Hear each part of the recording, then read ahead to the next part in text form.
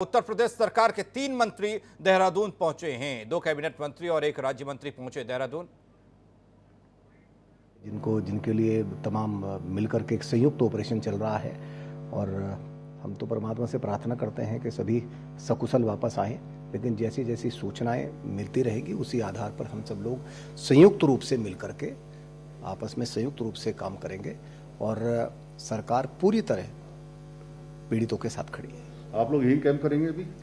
अभी हमारा जो कंट्रोल रूम है हरिद्वार में, अब हम लोग वहाँ जाएंगे और वहाँ हमारे अधिकारी पहले से ही जो जगह है जहाँ घटना स्थल है पहले से ही लोग वहाँ गए हैं, आपदा की जगह वहाँ गए हैं और पूरी अधिकारियों की एक टीम यहाँ उत्तर प्रदेश के माननीय मुख्यमंत्री योगी जी के निर्देश पर एक पूरी अधिकारियों की टीम यहाँ लगी है।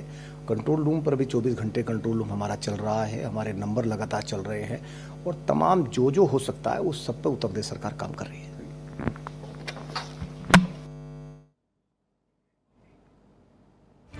तो यूपी सरकार के 3 मंत्री देहरादून पहुंचे। सुरेश राणा को आप सुन रहे थे, धर्म सिंह सैनी दूसरे हैं, तीसरे हैं विजय कश्यप जो देहरादून पहुंचे हैं। कैबिनेट मंत्री सुरेश राणा और धर्म सिंह पहुंचे दून।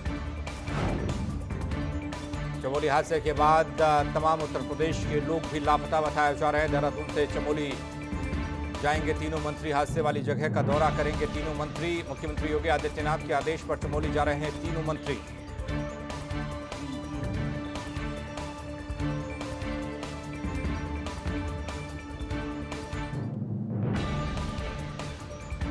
उत्तर प्रदेश के मुख्यमंत्री योगी आदित्यनाथ के निर्देश पर हरिद्वार में कंट्रोल रूम बनाया गया। तमाम अधिकारियों को नजर रखने के लिए कहा गया और जिस तरीके से रेस्क्यू चला और उसके बाद अब इस आपदा को लेकर उधर मुख्यमंत्री त्रिवेंद्र सिंह रावत प्रदेश के लगातार दौरे कर रहे हैं। उन्होंने जायजा लिया था। नवीन पांडे हमारे साथ हमारे सहयोगी जुड़ रहे हैं। नवीन, क्या कुछ अपडेट हादसे को लेकर, रेस्क्यू को लेकर, और दूसरा अब उत्तर प्रदेश के 3 मंत्री भी देहरादून पहुंचे हैं, कब ये पहुंचेंगे घटनास्थल यानी चमोली?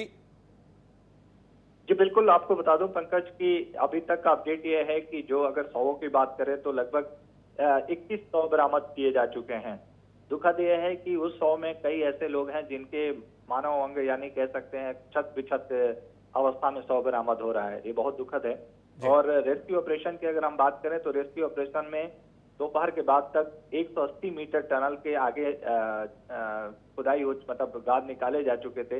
लेकिन आपको एक अपडेट देता हूं कि दिक्कत ये आ गई है कि एक वाहन जो टनल है उसमें एक वाहन फंस गया है, जिसकी वजह से रेस्क्यू ऑपरेशन में दिक्कत आ रही है। यानी अब नए सिरे से एक तरह से टनल को आईटीबीपी एसडीआरएफ की टीम जो है उसकी कटिंग करके और दूसरा वैकल्पिक रास्ता बना रही है। एक नई मुश्किल आ गई है रेस्क्यू के दौरान, क्योंकि वो गाड़ी है, कोई वाहन है जो ऐसा लगता है कि उसमें जो सामान ले जाते थे वो शायद फंस गई है उसमें। तो अब उसको लेकर वो नया रास्ता एक तरह से बनाना पड़ रहा है और वहां से रोप के सहारे वहां से टनल को खुदाई करके नीचे की तरफ जो गहराई में जाके, और अगर जो 30-35 लोग जो फंसे हुए हैं, ईश्वर की कामना हम लोग करते हैं कि वो जीवित हैं, लेकिन उम्मीदें बहुत कम रह गई हैं। लेकिन चूंकि नवीन, जो उत्तर प्रदेश के तमाम अधिकारियों को निर्देशित किया गया है, आदेशित मुख्यमंत्री योगी आदित्यनाथ द्वारा किया गया है, कंट्रोल रूम बाकायदा हरिद्वार में बनाया गया है, उसकी कार्यशैली क्या है, वो किस तरीके से काम कर रहा है, और जो 3 मंत्री पहुंचे हैं इनके जिम्मे किस तरह की जिम्मेदारियां दी गई हैं, ये कहां तक पहुंचेंगे और किस तरीके का शेड्यूल रहने वाला है? जी बिल्कुल, आपको पंकज बता दूं कि जो 3 मंत्री भेजे गए हैं उत्तर प्रदेश के, वो उनका काफी अहम रोल इसलिए भी होगा। आपको एक अपडेट इसमें और दे देता हूं कि जो हादसा हुआ है उसमें सबसे ज्यादा जो मिसिंग लोग हैं वो उत्तराखंड और यूपी के ही हैं। लगभग 46-45 लोग ऐसे हैं जो यूपी के हैं।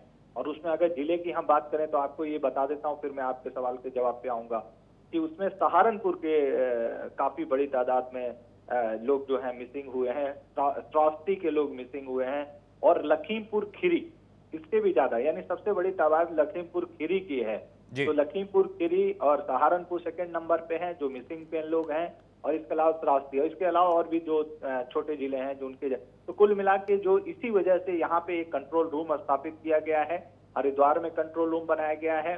इसके अलावा आपको जो उत्तर प्रदेश के जो कमिश्नर हैं उनको भी इससे जोड़ा गया है, जो कंट्रोल रूम से यहाँ से अपडेट देंगे। और ये मंत्री इसीलिए आए हैं कि उन्हें कोई इस तरीके की दिक्कत कोई उत्तराखंड सरकार के साथ चूंकि कोऑर्डिनेशन करके जो पहले से ही चला आ रहा है उत्तर प्रदेश उत्तराखंड के बीच में, ये तीनों मंत्री आएंगे और इसमें जो धर्म सिंह हैं और जो ये सुरेश राणा है, ये चूंकि पश्चिमी यूपी के ही बेल्ट से हैं और यहीं पे मंत्री हैं यहीं के, तो इन्हें इस एरिया की जानकारी भी अच्छी है।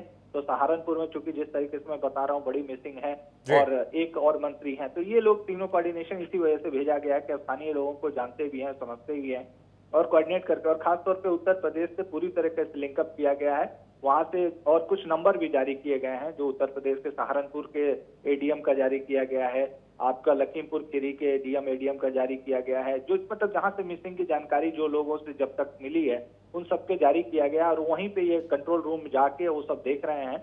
मंत्री देखने के बाद से आपदा प्रभावित क्षेत्र में जाएंगे, वहां की जानकारी लेंगे और किसी तरीके से जो लोग हैं उनकी पहचान करके उनके अगर कोई दुखद घटना सामने आई है तो उनको करके उनका पंचायतनामा वगैरह सब कुछ भरवाने के बाद जो भी आगे की कार्रवाई हो सकती है उसमें तेजी लाने के लिए ये लोग पहुंच रहे हैं। और जो भी कुछ सरकार को उत्तराखंड सरकार की मदद की बात है, जैसे कि मुख्यमंत्री योगी आदित्यनाथ ने ये बात पहले ही कह दी थी, लेकिन फिर भी एक मॉरल सपोर्ट कहिए या एक तरह से कहिए, जिस तरीके से यूपी के जो लोग मिसिंग हुए हैं उनके लोगों को एक तरह से परिजन जो वहां पहुंचना चाहते हैं या आना चाहते हैं उनको भी एक सपोर्ट मिले मंत्री के रूप में, तो इसलिए ये सारे लोग पहुंचे हैं और एक बड़े बेहतर कोऑर्डिनेशन के साथ काम शुरू हुआ है और कुछ ही समय बाद ये लोग पहुंचेंगे वहां पे। फिलहाल ये लोग यहाँ पे हरिद्वार और जहाँ पे ये टीमें बनाई गई हैं और जो मॉनिटरिंग सिस्टम बनाया गया है यूपी से कोऑर्डिनेट करने के लिए, उसकी जानकारी ले रहे हैं। वहाँ के जिलाधिकारी से बात की है उन्होंने, चमोली के जिलाधिकारी से बात हुई है।